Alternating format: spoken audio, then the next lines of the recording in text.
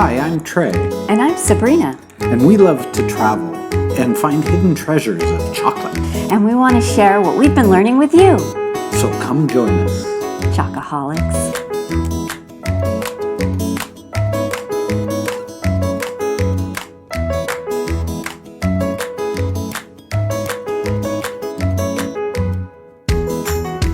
Hey, Sabrina. Hey Trey, how's it going? Well. Good. Yeah, very good. Got my toque on because we're still in Canada. Okay, And, not technically, but yeah. well, technically, today's episode is in Canada. Part two and of it was three-part snowing. series. And it was snowing when you went in. It right? was, yeah. We went Yeah. into Chinatown to this cute little shop called Pure Lovin Chocolate, and it was just fun to be with my friends and see their cute little spot. Yeah. It was cold. It was a cold weekend, so I Yeah. wore my toque a lot. Nice. Yeah. Anyhow. So Pure Lovin Chocolate. Yeah. What'd you think? Well, I thought it was pretty good. One of the things that impressed me was their lack of luxury in their packaging. Lack of luxury. And I in appreciated their that because packaging. in Canada, what we noticed was they are all about environmental protection. Even in the place we stayed, they were doing composting as a Right. guest. I mean, I think that's awesome. And I kind of felt like the Canadian way is to not overdo things and be mindful of your resources. So, Yeah, I think I liked it. I think I liked it too. I'd say, the U.S. seems to be about bright and yelling, advertising luxury, type packaging, beautiful, and and wasteful packaging, even at some level. Yes. And the Canadians seem to be a little less worried about their packaging and what can happen Yeah. to it afterwards. But So, on the other hand, we are always saying how beautiful the packaging is That's when we're true. some of these luxury nice things. So, I mean, we know this about ourselves. there's culture. There's culture There's differences. cultures, Yeah. and we appreciate all the things. Right, just cross that parallel line Yeah. and get into Canada, and Yeah. all of a sudden you're in a different culture, which is great. Love it. I love it too. Yeah. And this was a mother-daughter team that did this shop, and they're really trying to do the healthy thing, and they are doing like for the vegan thing.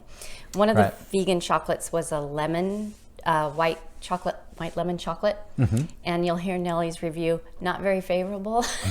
I have to agree. I was not fond of the lemon. Right. I think that's something that I've noticed when a chocolate company has a secondary purpose, or maybe that's their primary purpose, and chocolate is secondary. I appreciate that. The honeybees. The honeybees one, right? The chocolate was not that good. I didn't like the chocolate. But the fact that they were promoting honeybees and doing that's admirable, and I support them in that. Yeah.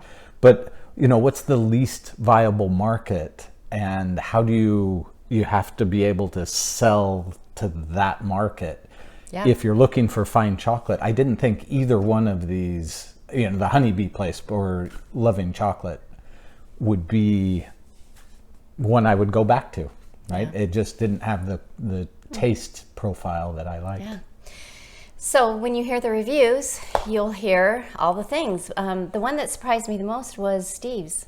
The peanut butter cup. I loved it. You loved the peanut butter I cup. picked that one specifically for him to try because I thought he was going He's gonna love this. I love it. And yeah, he wasn't gonna run down the street for So it. kudos to Pure Lovin Chocolate on the peanut butter. I love that one. Awesome. That was really good. Well, thanks for being with us, Yeah. and hit subscribe and give us a like, and enjoy your chocolate journey on your own. Happy chocolate tasting. Thanks, Trey. Thanks, Sabrina. Hey, we're still in Victoria and day 2 of our chocolate testing extravaganza. And pastry testing. Oh, and pastry testing and high tea. and high tea and all of the other things you do in Victoria. Yeah. We stopped at Pure Lovin Chocolate in Chinatown here in Victoria, and we're going to do a quick review. Okay. I had this sweet orange truffle, and I loved the darkness of it. It was not. I wouldn't have described it as sweet orange as the flavor. There was orange, but the darkness of the chocolate I really liked, but I just didn't get the sweet portion of it. So it may be a misnomer a little bit, but it was good flavor. That's awesome. How about you, Nellie? I had the white lemon truffle, and it was vegan. And I have to say, it was not very good.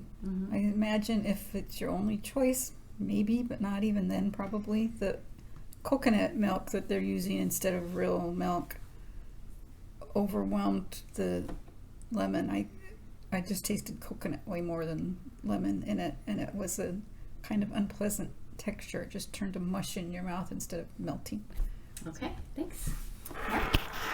I had the toasted coconut caramel, and it was good. If you'd have told me, hey, this is a toasted coconut caramel, I wouldn't have picked it.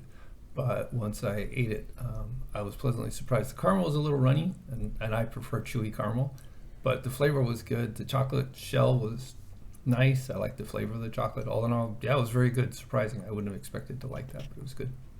Okay, thanks. What did you have, Miss Connie? I had the orange cream, and my first impression was just of sweet. I liked the chocolate, but as I was eating the orange cream, it was almost kind of gritty. So it wasn't really super creamy for me. It's not one that I would choose again. And that was my experience. Okay, thanks, Connie. Right. I had the peanut butter cup, and it was very reminiscent of a Reese's peanut butter cup as far as what it was like.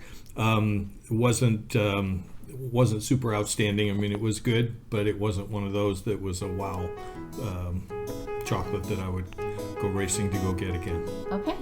Thank you, Steve, and thanks everybody for joining us in Victoria.